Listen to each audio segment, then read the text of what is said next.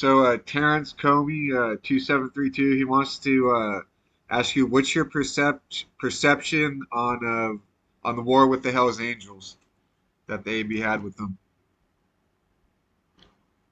Do they have a war right now? It was back in like I want to say like the 70s with Sonny Barger and all them wanting to. Uh, okay, well, that wasn't really a war. Here's what happened.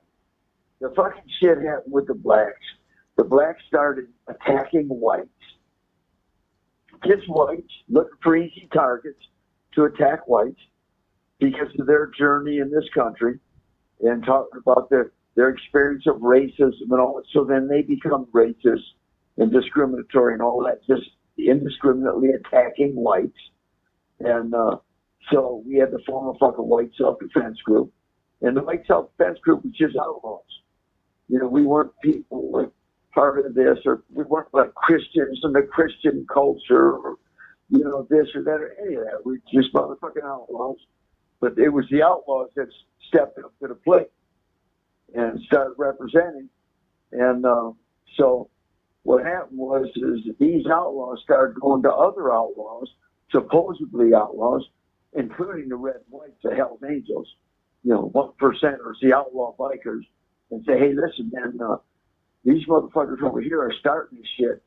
Instead of going after the motherfuckers that did it to them, you know, like the federal government, government motherfuckers and big business and all that, that put them in slave fields and shit.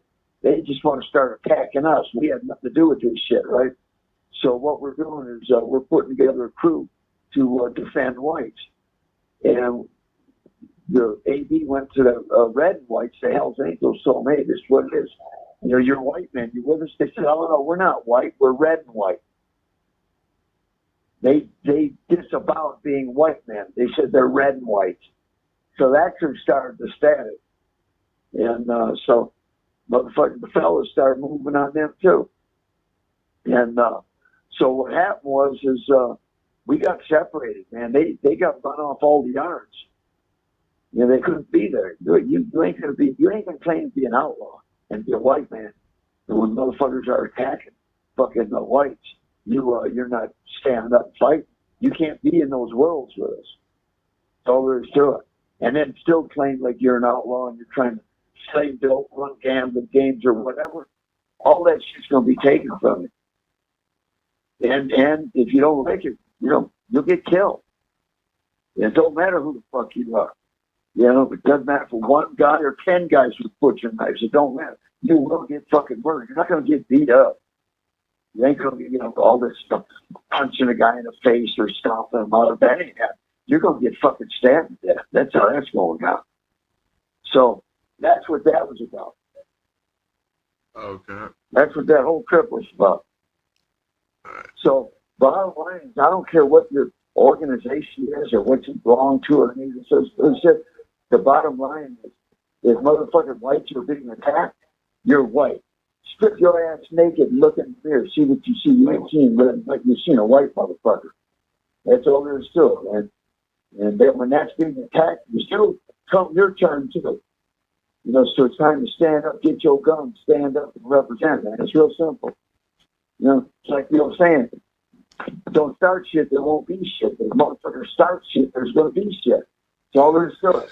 Yep. And you're trying to run and hide, pretend it don't exist and all that. You're faking your hashtagging and you're setting yourself up to be a victim. You're setting your families up to be victims. You're setting your children up, grandchildren up to be victims, to be fucking slaves. That's what you're doing. So you got to stand up, man. And if these motherfuckers, whoever they are, try to make you the bad guy because you're standing up and defending you and defending yours, man, fuck yeah. It's real simple. They're just trying to play you like a trick, a sucker, and play you out of the reality of who and what you really are, so they can take control and get dominance over you. Most of the motherfuckers, that's what we call chalkies in this country. You know how you get the American Psychiatric Association calls transgenders. They say they're mentally ill. In their diagnostic manuals, they say they're mentally ill. They say they got fucking confusion about the gender. Well, when you apply that to a race thing, We say you're a chalky, man. You got racial dysphoria. You look in a fucking mirror, and you ain't even seeing what you are. You're seeing something other than what you are. You're out. You're seeing a fucking Martian or something. You know, you're running from the reality of who and what the fuck you are on this planet, and that's not a solution. That is not a solution to any of that. And doing that, you're setting yourself up, and you're setting your family up, and you're setting your children up and your grandchildren up for failure, for just really, really bad realities that are coming down the road. Because don't think for a moment that if you deny who and what you are, that everybody else is going to deny who and what they are too. Because they're not. They're pushing their shit hard. It's the chalkies, the motherfuckers that are trying to not be what they are, that are in denial of who and what they are. That doesn't mean you got to be a bad guy or discriminate against anybody else. It's just you're recognizing the reality of who in the fuck what you are. It's real simple. And these ones that they let these tricks get inside their head, playing them. These are like fucking demons getting inside their head, casting spells. All this bullshit in their heads, they're playing them with all this synthetic reality and tricking them out of the reality of who and what they are and their own power as a sentient being on this planet. They're playing them. They're giving all their power up, their identities, everything up. That's what they're doing. And look what they're turning them into. So that's what you want to go back to the late 60s, early 70s. That's what all that static was about. The motherfuckers that are ducking their heads and wanting to run will keep running, motherfuckers. And you ain't a tough guy.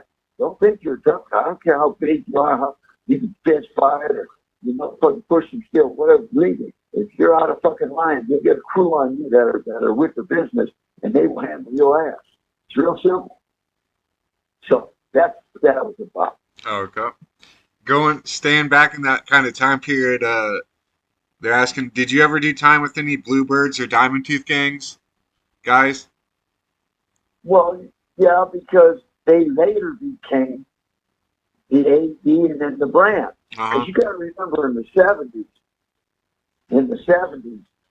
it went from the Diamond Tooth to the Bluebirds to the AD, and then they were getting ready to go to the brand. And what they did is they told people, they said, listen, guys that were in good standing, they said, okay, listen, we're going to a whole new thing we call the brand. So you guys were good dudes and all that. This is your chance to walk if you want. You can walk in good standing, good graces. You're still going to be good. You just ain't going to be part of this organization.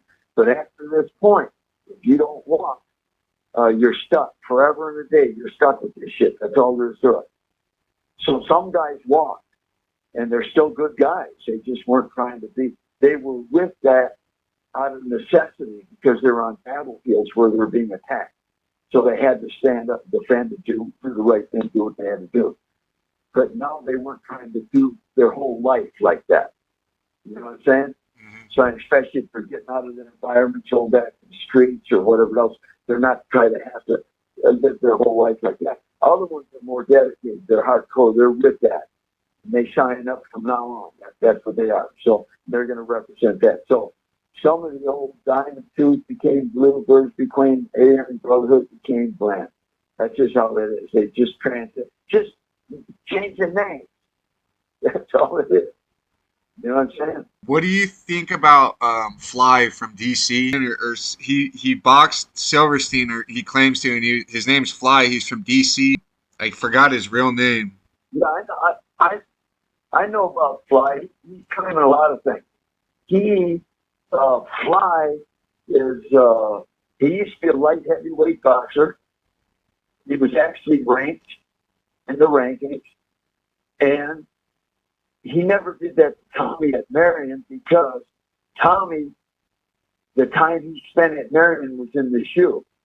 He was never anywhere else at Marion. He was never on the main line. He was never anywhere else. Tommy came to Marion, went into the control unit, H-unit, because he caught a killing at fucking Leavenworth, him, Snail, and Preacher. And he got sent to the control unit for it. He ended up reversing it later, but he never got out of the control unit. And he caught the cop killing eventually because in the control unit, he killed Cadillac Smith. Him and Clay killed Cadillac Smith, the dude out of D.C., one of their big boys. He stabbed him to death. They kill another guy named Omar Capelli off the East Coast, who, you know, they were trying to say he was from D.C. He wasn't. He was from like Connecticut. They choked him to death because he started some shit that put his hands on an interview with Keto Vargas. That was just a whole different little business arrangement. And then he ended up killing the cop plus, which basically that's the government's fault. The government knew that was going to happen. They never moved us. But anyhow, Tommy never got out of the control until they moved him from there down to Atlanta, put him in the side pocket in the AWB building. That was his motherfucking, his Sam himself from now on. And then when the Cubans took it over, they broke him out. He was running around for 3 days, and the Fed told the Cubans all negotiations are off until you get the Silverstein, the Mad Dog cop killer and all that. Jesus. So they gave him some drug shit, and he fucking drank it, got drugged, and then they jumped him and turned him over to the police. Then they put him in that special little Hannibal Lecter cell, the Sam cell underneath the old R&D, receiving a discharge at Leavenworth. I was in that one too. I got 2 grills, 5 cameras, all that shit. He was in there until they built the new segregation building on the small yard at Leavenworth and built a special Sam cell for him and put him in there. Then he was there until he got moved up to the ADX, putting the Sam cells there. Then the University of Colorado at Denver, the law school, was helping fight South 35. So they moved him into D unit, which was a high security unit at the ATX. It's PC, but it's also maximum security. They had one tier there. In the Feds, they called tiers ranges. They had one range where they had some guys that they just ain't going to let them out no more. They want to get out. They want to go to the main line. They won't let them out. So they had him slam there and a few other guys. And he was there until he got sick and he died. He was never on the main line at Marion. That never happened. Fly never seen him at Marion. None of that. That's all bullshit. Fly was also saying him and Barry was cool. He's got the shit with Barry all twisted up at Atlanta. He's saying, yeah, Barry killed Marslaw, and then he killed the other guy, the guitar man. But that's not true. Barry got rolled up for killing the guitar man and then got back out. And then when he was back out, he killed Marslaw in the wreck shack on the yard at Atlanta. And then didn't get back out on the main line anymore. Got sent to Marion, sent to the control unit at Marion. And he was down there with me. And fucking then he ended up getting tied down to Atlanta, got 2 life sentences for killing Marslaw. So Fly is saying a lot of things, but his facts are all fucked up. So I think he's just, you know, he's just talking out his ass. You don't know what he's talking about. You know what I mean? Yeah, he's one of them guys, man. That's why there's a lot of people that get on these shows and talk about whatever, but they just talking shit. They're shit talkers, or they're trying to pump their little shit up. They really don't know what they're talking about. yeah. He So said that never happened. He never did anything. the craziest claim was he said I forgot who it was, but one of the original 20 MA members in McNeil Island, he went in his cell and punked him for something and took his shit, and they didn't do anything about it. And then Ronnie No, Bashino had to run here's up on what him. he did. No, here's what they did. Here's what he's saying. He's saying he ended up in McNeil Island, asked somebody who's got the dope. They said the empty guy's over there. He got a knife, went into a cell with like 5 enemies, made him strip down naked, took their shit. And he said, Bruiser was there. That's Ronnie Bashino. Nobody did nothing about it. Yo, let me tell you something. That's bullshit. Because if they're Emmy, they're going to kill these guys. Yep. So that's good. I don't give a fuck if you're a boxer. I don't care every belt in the world. They're going to run a crew of hitters up on you, and it ain't going to be about boxing. They're going to bleed your ass out. That's all there is to it. So him claiming that now, he must be somewhere safe where there's no enemy. Because if he's talking all this shit about the enemy, you can expect somebody's going to come and see you. They're going to let this fool just talk shit.